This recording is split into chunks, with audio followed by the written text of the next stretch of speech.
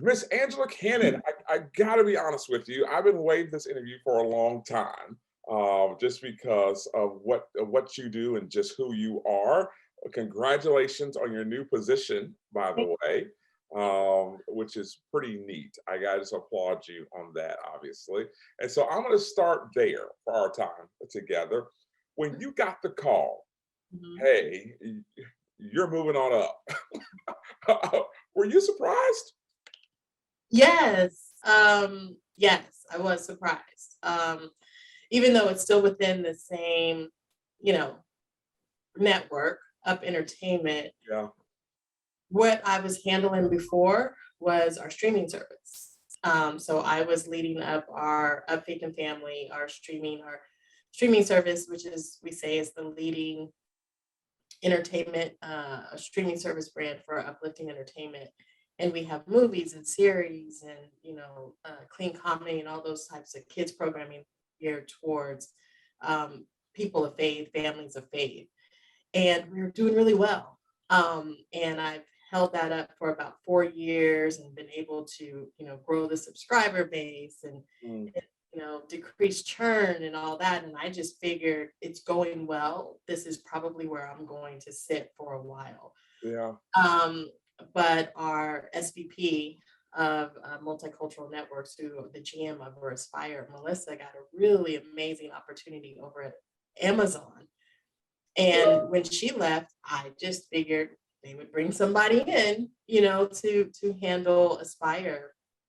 But when they came knocking on my door, I have to admit, when you're overseeing a body of work that is kind of like the next incoming thing, Yeah. uh, streaming, the Netflixes and the Amazons of the world, and you're actually in that space. It took me a minute to say, do I really want to do this? But I prayed about it, and God was like, yes, this is your next.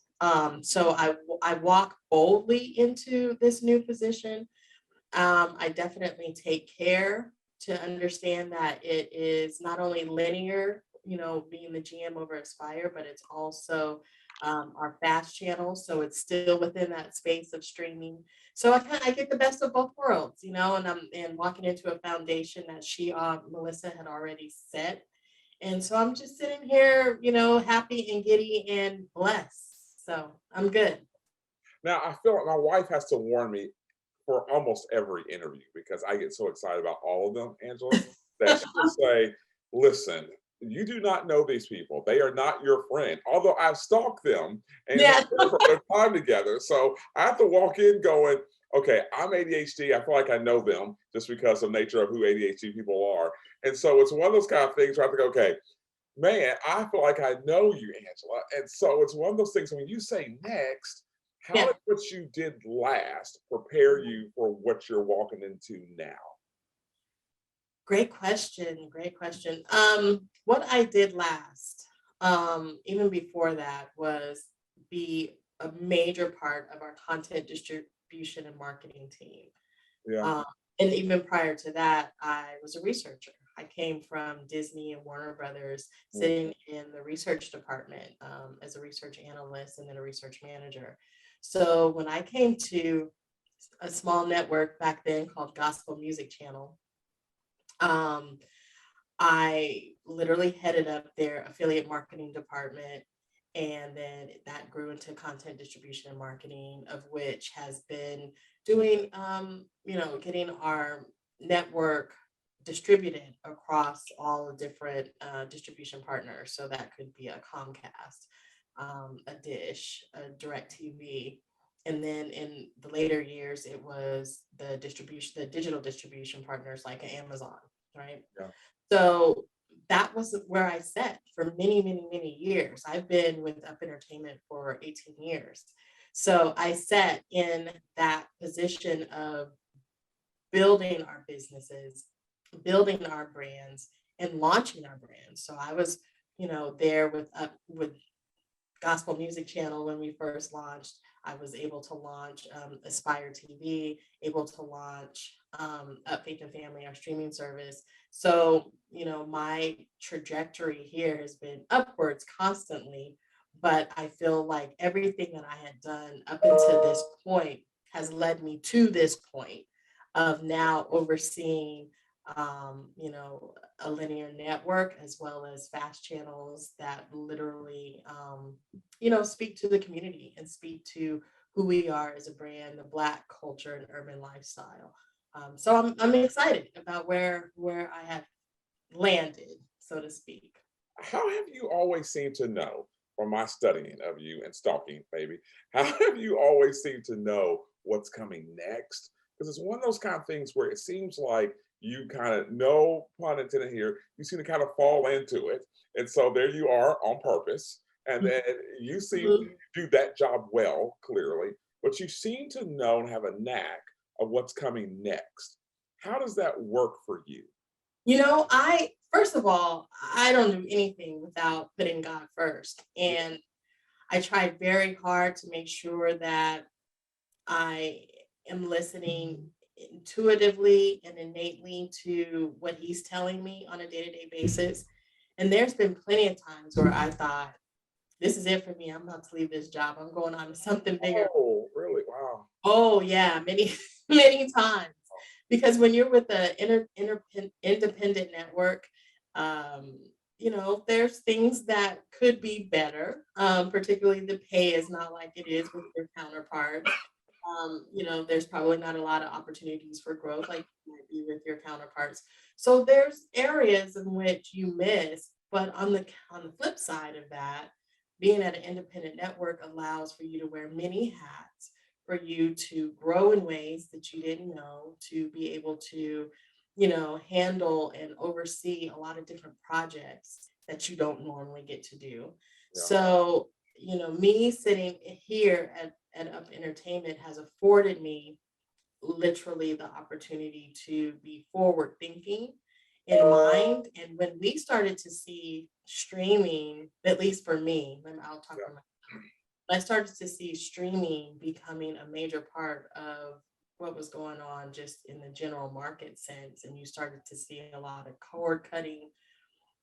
You started to see people thinking through, how do I connect this Roku box, or how do I get my Amazon Right. Fire TV? Like when you start to see that, and that became my everyday like conversation, like, do I really need my cable subscription, or can I also cord cut? Then I knew that that was a nuance into the environment that I wanted to be a part of, Wow. and that I wanted to make sure that I was on that upward trajectory to something new. So it was going back to school, it was learning digital marketing, it was, you know, understanding product strategy, it was taking entrepreneurial courses, even though I already have my MBA, but it was literally educating myself as to what I saw as a consumer in the market, and making sure that I was sitting there at the forefront of that. So God first, and then just being very reflective of what you're doing on a day-to-day basis. How does your faith guide you to be reflective? Fair question. It's everything. Yeah. it's it's everything. I come from a long lineage of women, family in general, but I come from a long lineage of powerful women that were prayer warriors. Wow. And you know, my grandmother, a deaconess, my grandfather was a deacon at the church. My grandmother was also a nurse, very nurturing. She was a cornerstone of the family, Mm. but she was no joke. Please don't cross Miss Vivian Clark. Like she was, she was no joke. But she was very nurturing. She would take food to the sick and shut in. You know, she was that woman. Yeah. And my mother, since my grandmother's passing, my mother has kind of taken the helm of the family, and she's elder Vivian Farcanon, and she's kind of stepped into that role as the you know, the overall matriarch of what we do as a family unit. We have a prayer call every Thursday morning with our family. We've Get had it out of now here. for the last 10 years, 6:15 a.m. Eastern. So we talk to our family across Colorado, Texas, Georgia, sometimes DC and Cali. And that's early in Cali. That's like 3 o'clock. Yeah. And we all get up together. We thank God. We give him glory. We give each other updates. We pray for each other. We support each other. So when you ask me that question, it's everything. It's not just the fact that it's family, but our faith is what moves us and drives us every single day in everything that we do. It's powerful. I don't know about you, but there's nothing like having that. My mom is up every morning at Yeah. 5:15, like Mm, praying. Like that was our alarm clock in yeah. our home. Yeah. That's how you got up, listen to her Yeah. pray. And I would go, God can't hear you. But I would never tell her that though. You bet. You bet not. Like I'm good. I You would be bet not. God. And I told her that. So I just think I'll let that stay here in between me and you I love it. I guys. love it. Yes. Um, another word for you, when I was, I've been researching you, is that you steward well. What advice would you give to younger adults or to even older ones of how to do that well? Great question. Thank you. Young adults. So I have many, many mentees. I have mentees that have gone on to work at Facebook now. There's some that are at SiriusXM, and I've seen them propel themselves, from whether they were like coordinators or coming in even as interns. And now, they're VPs and, directors and EVPs over these major companies. So I will say, I, regardless of who I'm speaking to, I'm not a respecter of person to tell them that I follow God deeply. I am a woman of faith and that I keep him first in all things that I think, say, and do. So that's number one. Yeah. And then number two, I am a full proponent, particularly of women and women of color, to be fearless. Be fearless and be curious. And, also to be persistent, because the one thing that we will constantly get no's, and we will constantly get no's in this business, particularly in media and in the world of entertainment. You're going to be told no, but a no to me, you're Yeah. going to be told no. You're gonna, Yeah. that's just it is what it is. But to me, it's like your no is just propelling me to find out another way to do it. Yeah. Like your no just said to me, that's a green light to get more innovative, to get more creative, to Yeah. figure out who else I need to speak to. Like your no literally just helped me move forward to the next step.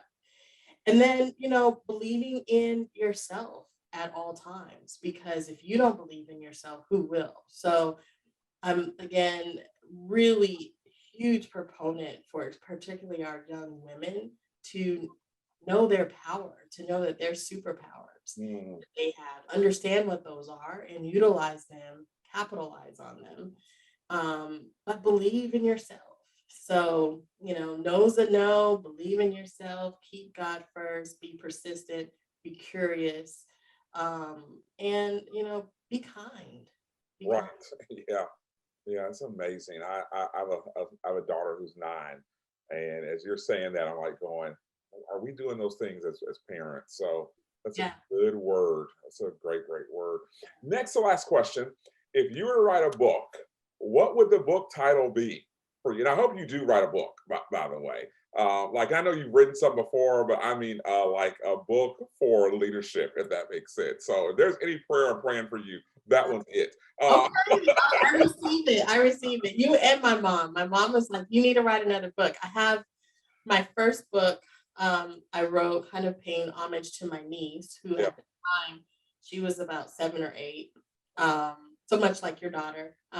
She was coming up against some issues at school. She's just always been a really super happy-go-lucky kid, but she's coming from a family that prays. So for her to pray over her lunch or pray, for her test, it was met with like, what is she doing? She's weird at school. So I wrote a book about it, and it's called Who Am I? I'm God's Princess.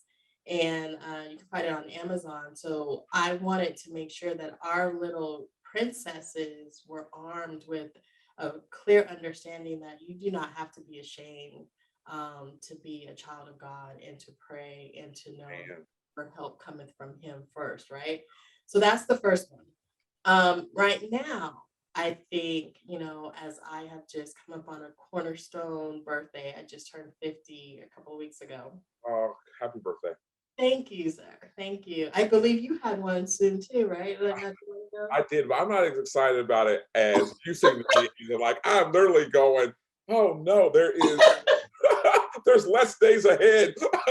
Like, what can I do to get it done? Oh yeah. That just means you got more time to be greater, right? You're Yeah, on the other side of greatness, is what I heard. thanks, Angela. I'll write that down. Like, not? Yes. No, I'm joking.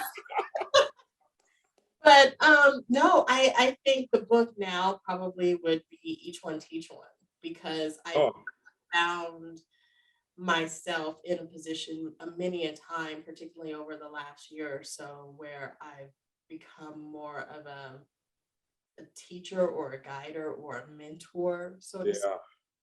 yeah, Um, really trying to mentor, our new next up and coming, whether it's content creators or executives in the industry, mm, or the other coined thing would be mentortainment, because I'm all about entertainment. I love what we do in entertainment. I love the fact that we have such a influential seat to tell our stories, to tell, be very authentic with our storytelling of who we are as a people. And so be able to mentor those that are now coming behind me, that have those stories, that are creating those stories, that are casting a vision around what our culture is and who we are as a people. Um, I want to be able to instill in them what I've learned and be able to open the doors for them, make it much more easier for them than it was for me to go through those doors. So I think that's where I would write a book. but it has been fascinating to me that when you have a great mentor of what can take place, and you make more, you do better. It's all of those things. If It's you all will those check off on it. it's all those things, but more importantly, it's like leading you through the landmines. Yeah. So, for us at Up Entertainment, one of the things we do have a mentorship program, but I also work through WIT, which is another organization. It's called the WIT Network Southeast, which is Women in Cable and Television Association. But I am on the board of directors. I serve as the director of outreach and philanthropy. But being able to have that outlet to not only connect with other people, not just within the industry, but in the community, and to be able to shine a light on, Mm. here's where I've seen the landmines. Here's what you need to, go this way as opposed to this way, talk to Oh this gosh, yeah. that person. When you're speaking to this person, you need to lead with this. So it's all of those nuances that we as a people don't always get a chance to be a part of. You see the good old boy network on other cultures, general market, but when it comes to Black people, for whatever reason, we don't always do that. And I find it more of a responsibility for myself Mm. to make sure that we connect with each other, we have the same collaboration, we have the same conversations that they do, and the same networks and the same, open up the doors and opportunities that they do. Right. So that's part of, who I am and why I am, I believe. There's nothing like it, isn't it? It's so. I'm just thinking. I mean, a guy named James Brown was my mentor. Yeah. Still is. So still very much is. And so I still talk to him about every week, and I go, "Hey, is this the right thing to do?" Because he's just like, don't do that, Mina. That's a terrible road to go down. And so I mean, I don't know where I would be without. Right. I mean, I really do. Last question. Yeah. This is the question of the day. I cannot believe it here. This is the most important question of the whole entire interview, Angela. Okay. When you go out to eat, where's your favorite place to go eat, Angela? Last question of the day. Last and most important one. You threw me with that one. I was like, "Oh, you gonna throw something at me? I don't know yet." Let's see. Listen, I'm a foodie, and Oh my. So I'm it's ridiculous. My niece and I've made her bougie. I will fully admit it. I've made her bougie. But we go out to eat quite a bit, and I think probably my most there's a place here called Rock and Roll Sushi, and you can get all kinds of sushi dishes. that is good. That is good. That is probably my fave right now. But I change up often because I'm one of those type, people that, okay, I'm feeling Thai this week. And so I eat like, 3 and 4 dishes of Thai, meals of Thai food, or I just want pizza. So I'm different. I'm different. Oh, thank you so much, and I'll circle back around. I appreciate your time today. No problem. Thank you. So much. Bye.